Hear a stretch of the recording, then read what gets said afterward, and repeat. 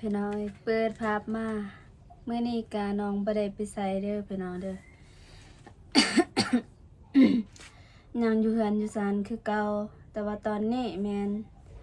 น้องมาอยู่ในห้องน้ำก็คือในห้องน้ำของอ้ายของไอ้ตูนเพิ่นมาเปิดคลิปอยู่นี่เลย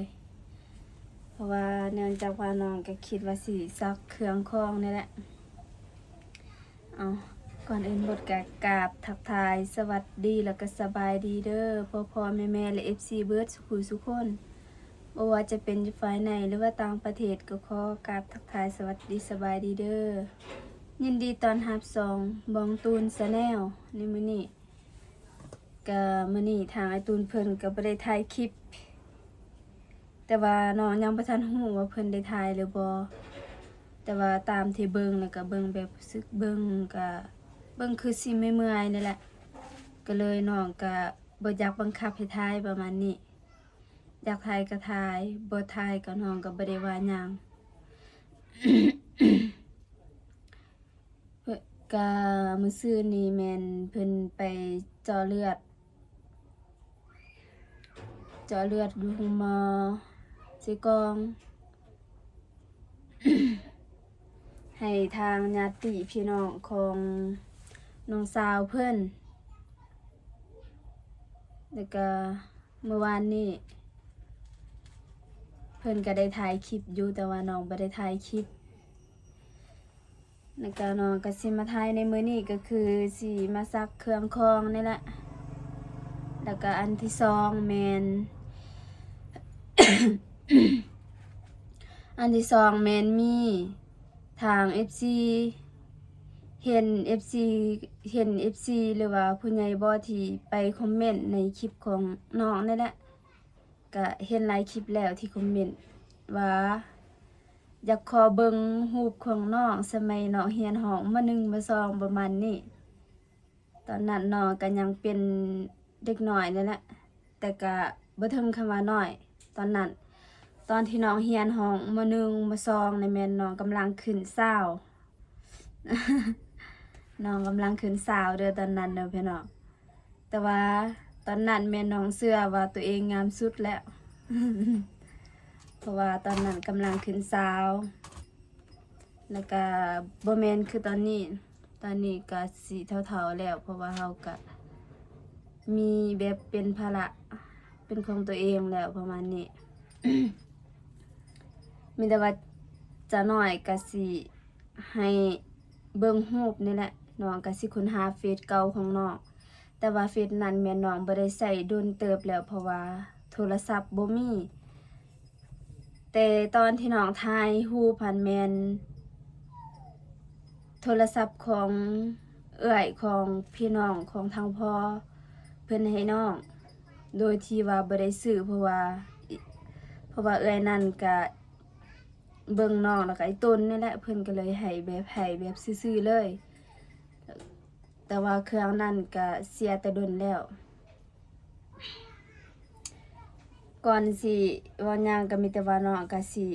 หาซักเครื่องคองก่อนเพราะว่าตอนนี้ก็เวลาประมาณ2โมงแล้วก็สิฮอด3โมงแล้วถ้าฮอด3โมงก็คือแบบว่าสิได้นึ่งข้าวนึ่งน้ำ เอาถ่ายบ่ฮู้ว่าได้เห็นหรือบ่พี่น้องรู้สึกร้อน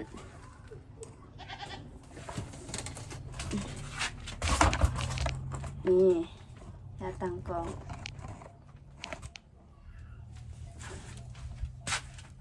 บ่เห็น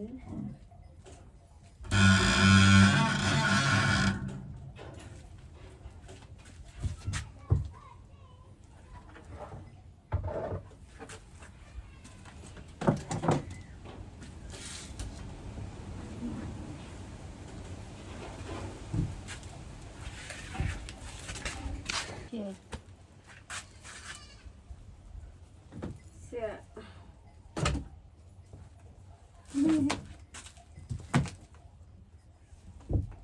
อันนี้ก็จะเป็นเสื้อที่ตอนที่ไอ้ตูนเพิ่นมาจีบน้อง ยังจื้ออยู่ เบิ่งเสื้อนี่กับแบบเป็น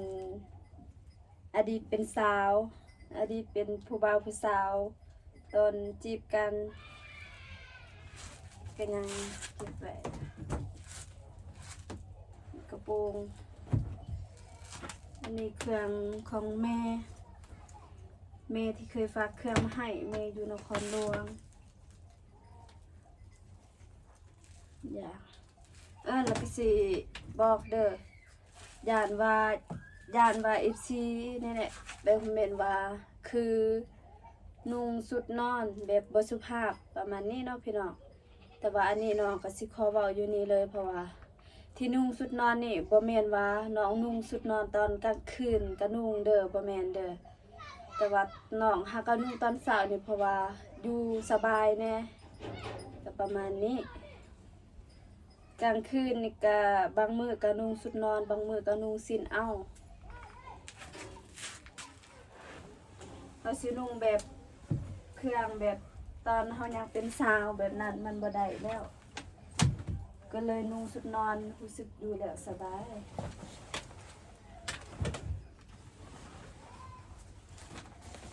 นี่โดนบ่ได้ซักเสื้อนี่เสื้อที่บอดีเมียนมาให้นี่ก็จะเป็นกระโปรงคือกันกระโปรงที่น้องนุ่งมันนั้นที่แม่อยู่ฝั่งไทยเพิ่นฝากมาเนี่ย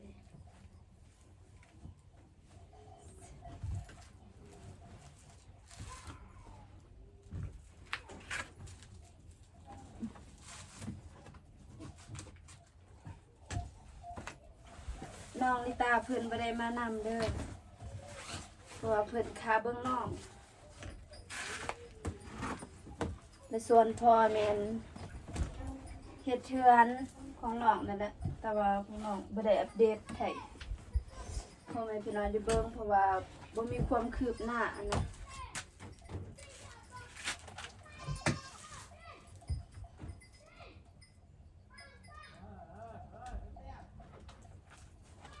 ร้อย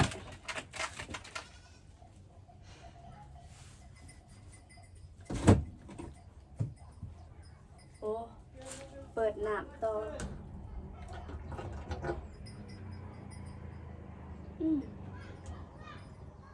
น้ำบ่มาบ่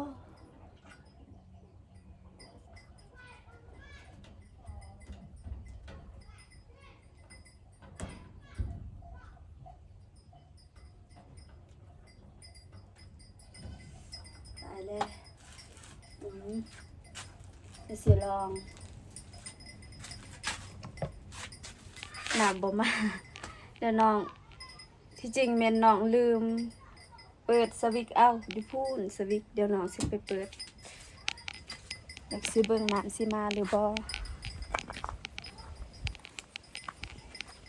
อยู่นี่สวิตช์เปิดแซ่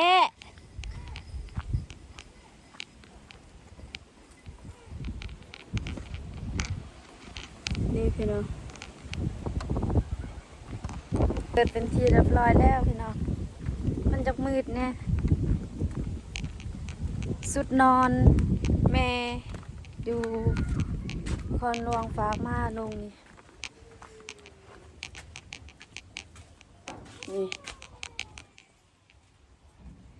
จะบ่ได้ถ่ายเด้อมันยากๆแน่มีแต่ว่าน้องก็สิหาเฮ็ดเอาโอ้ยพี่น้องโอ้ยน้องเปิดน้ำบ่ได้บ่ฮู้เป็นหยังแล้วน้องก็ได้เอิ้นร้านเหยานั่นแหละพูนร้านลิตาบ่แม่นอะไรหยังเพิ่นขึ้นมาแล้วได้เลยพี่น้องคือว่าโปมเลยเด้อ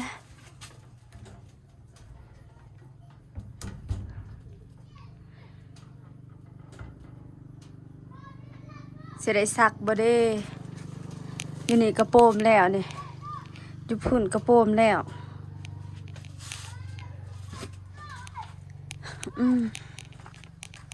อยู่ท้องฟ้ามืดครึ้ม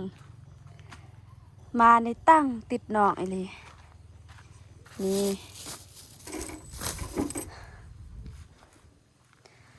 อันนี้รถที่ผู้ใหญ่ที่ซื้อมาให้เด้อนี่เป็นรถคันแรก ของน้องกับไอตูนในชีวิตเลยจะได้ก็ขอขอบอกขอบใจหลายๆทั้งพ่อแล้วก็ทั้งพระอาจารย์เด็กน้อยฮะน้องสุดแพงเอลีรถนี่เมื่อวานนี่หากะล่างสะอาดเลยแต่ว่าบ่แม่นน้องล้างเด้อน้องให้ร้านทรายของไอตูนเพิ่นล้างให้หลังจากที่ล้างแล้วก็เบิ่งยังใหม่ๆอยู่สีสบู่มา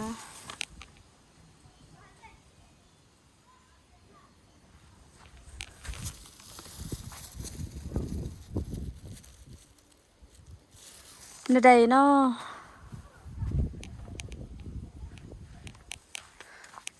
กระเทินเอาเครื่องเป็นยัดใส่ละน้ำพัดบ่มา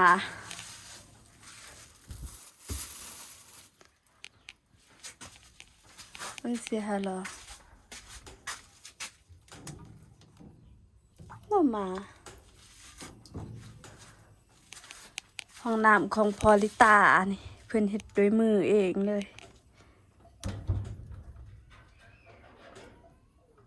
โอ้ย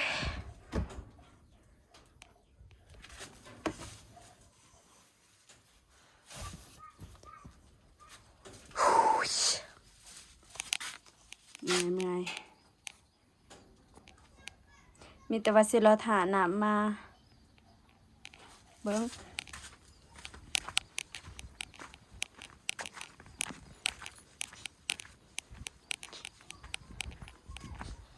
อยู่นี่แหละสวิกอยู่นี่แหละ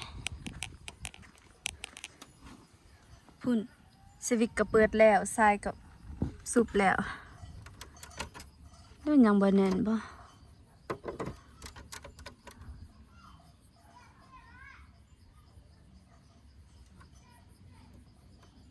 คือสิแม่นน้ำมาเลยเบิ่งเสื้อคันดึก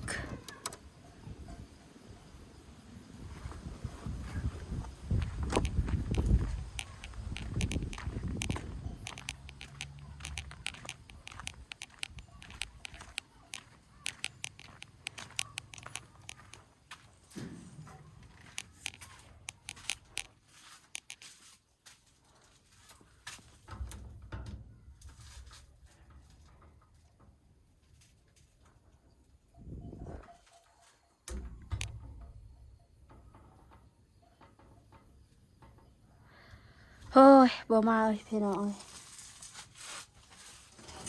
บ่มาก็ได้ละไม่ได้ว่าสินั่งท่าแล้วก็สิโอเคเนาะพี่น้องในระหว่างที่เขาจะหาหน้าแมนจะให้เดี๋ยวน้องสิค้นหาเฟซเก่าของน้องค้นหาแล้วก็เบิ่งหูเพิ่นแหละ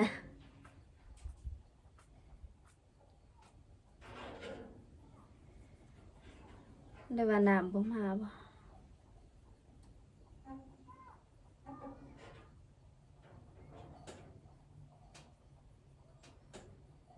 เพื่อให้เป็นการบ่เสียเวลาเพราะว่าไอ้ตูนมาบางยานี่ตูนเพิ่นว่าลงท่าแต้งไปซื้อเหล็กซื้อปูนนี่แหละลงนำกันเพราะว่าเงินแม่น้องเก็บ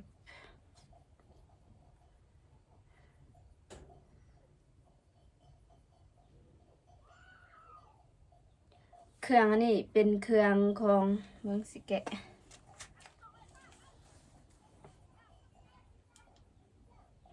นี่เครื่องที่ไอตูนเพิ่นซื้อมาให้ก็คือเงินของผู้ใหญ่ตามที่น้องจื้อนี่แม่นของป้าแซมแต่ว่าตอนนี้ทางป้าแซมก็ยังได้แบบคุยกันก็คือแบบยังได้คุยกันแบบสิว่าปกติก็บ่ปกติปานใดแล้วเพราะว่าทางป้าแซมเพิ่นบ่ทางป้าแซมเพิ่นบ่มันบ่ค่อยสบายประมาณนี้แล้วก็เวลาที่แต่ว่าช่วงนี้ทางป้าแซมก็ได้คุยนำน้องว่า ก็ได้เบิ่งคลิปอยู่คลิปเฮ็ดเทือน แต่ว่าตอนนี้ก็ทางป้าแซมเพิ่นว่าตัวเองอ่อนเพลียลงหลายแล้ว เดี๋ยวเนาะก็สิคูณ5เอา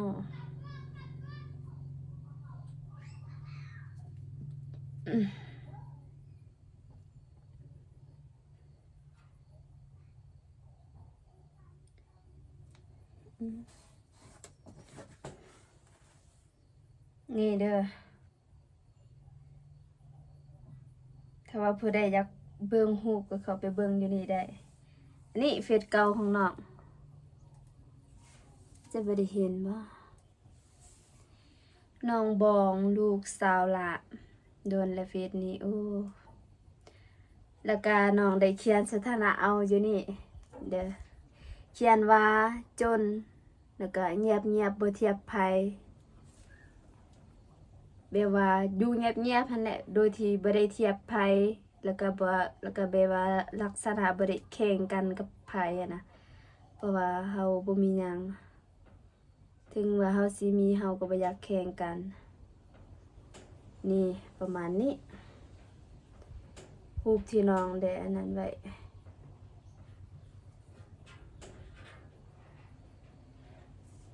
เดี๋ยวสิให้เบิ่งเด้อเริ่มมีเสียง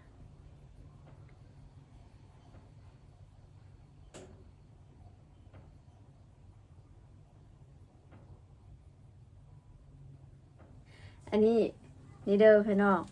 จะบ่ได้แจ้งฟันได้ นี่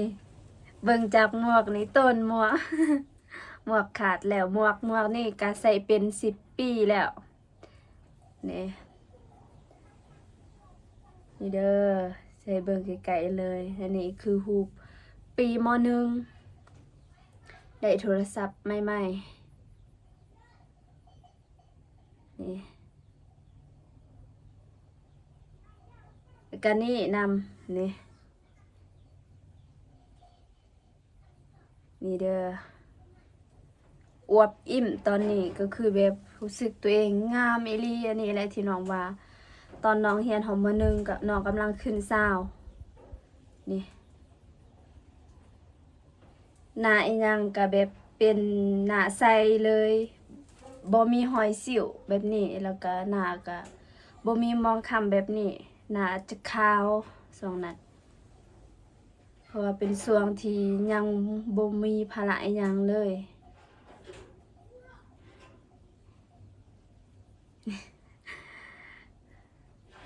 ถ่ายรูปแบบจุกปากเนี่ยแล้วก็ใส่สิเข้าในรูปเลย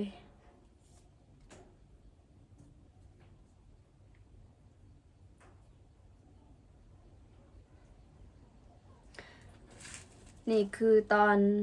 ไปวัดนี่จะบ่ได้แจ้งเด้อ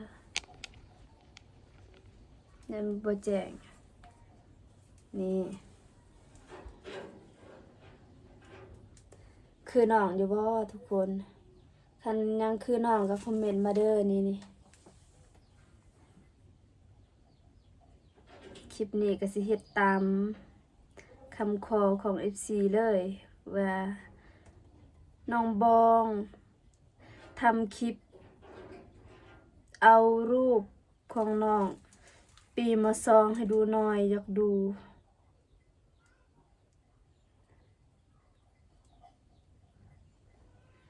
นี่คือใส่สุดชนเผ่าคลิปนี้ที่น้องพอทีมงานแรกๆก็คืออายอานงนี่แหละรูปนี้ที่น้องพอนะ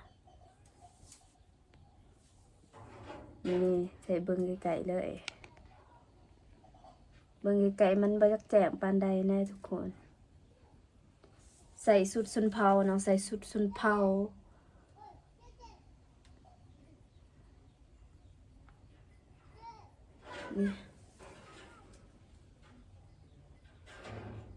นี่แหละข่าวได้นี่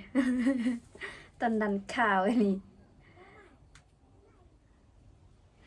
นี้ถ่ายรูปกับแม่นี่สิเบิงอวบอิ่มอีหลีตอนนี้นี่เป็นเนาะตรงนี้เป็นแม่ถ่ายรูปกับแม่สิหา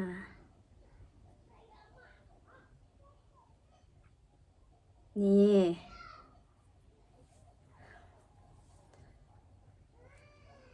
ตอนนี้แห้งอวบนี่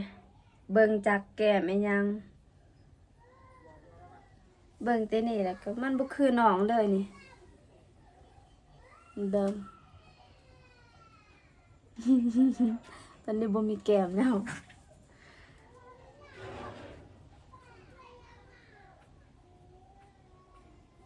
อีแล้วก็มีรูปใส่ชุดนักเรียนก็อยู่วันนี้แหละนี่อันนี้ก็รูปน้องคือกันเด้ออันนี้ยังคืออยู่บ่นี่เงียบงาม รูปนี่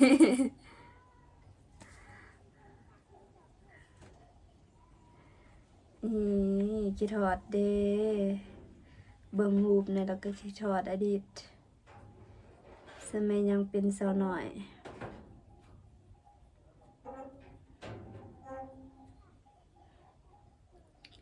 อันนี้ที่น้องนุ่งชุดนักเรียนเด้อนี่ประมาณนี้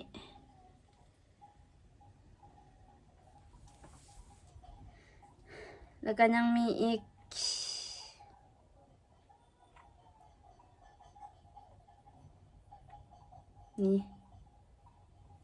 นี่อยู่ทางล่างนี่แม่นหมู่แล้วอยู่ทางหน้านี่แม่นน้องเองนุ่งชุดนักเรียน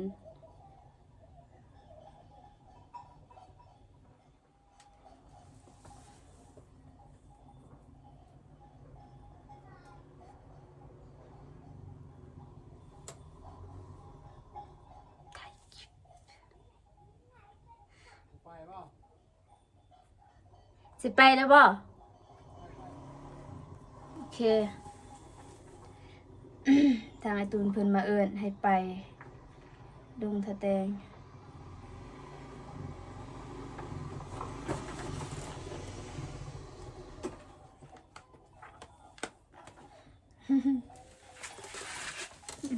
ไปเลย อะ ไม่ไปเปล่าโอ้ถ่ายคลิปอยู่ห้องน้ คือว่าสิซักเครื่องน้ำบ่มา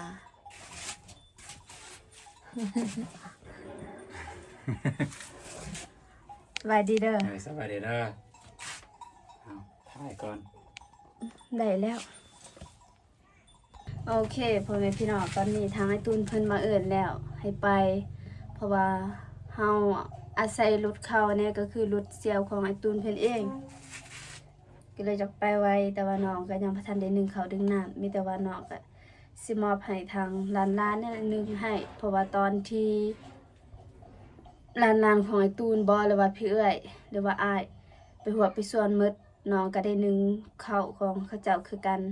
แต่ว่ารอบนี้น้องก็สิให้ทางร้านเพิ่นนึ่งให้โอเคสำหรับคลิปนี้น้องก็เฮ็ดตามคำขอของ FC แล้วเด้อมีแต่ว่าเบิ่งตามนั่นแต่ว่าน้องยังเอารูปเก่าให้พ่อแม่พี่น้องเบิ่งยังบ่ทันจบแต่ว่าไอ้ตูนเพิ่นมาเอิ้นแล้วเพราะว่ามันจะกระทันหันเลยเพราะว่าญาติมันสิกลับค่ำจะหน่อยนะก็เลยไปไว้ประมาณนี้มีแต่ว่าน้องก็สิได้จบคลิปก่อนเด้อก่อนอื่นหมดก็น้องต้องขอบใจทางพ่อๆแล้วก็แม่ๆ FC เบิดทุกคนที่ติดตามรับชมคลิปของน้องแต่ต้นจนจบแล้วก็บ่ข้ามโฆษณาให้แล้วก็ที่เอ็นดูสงสารเบิ่งคลิปให้จนจบเลยจังได๋ก็ต้องขอบใจหลายๆเด้อแล้วก็ขอให้พ่อแม่และ FC เบิดทุกคนจงมีสุขภาพแข็งแรงเด้อลำรวยๆสาธุมีแต่ว่าสิได้จบคลิปมีเพียงเท่านี้มาพอกันคลิปหน้าคลิปนี้น้องขอกล่าวคำว่าสวัสดีเด้อไปแล้ว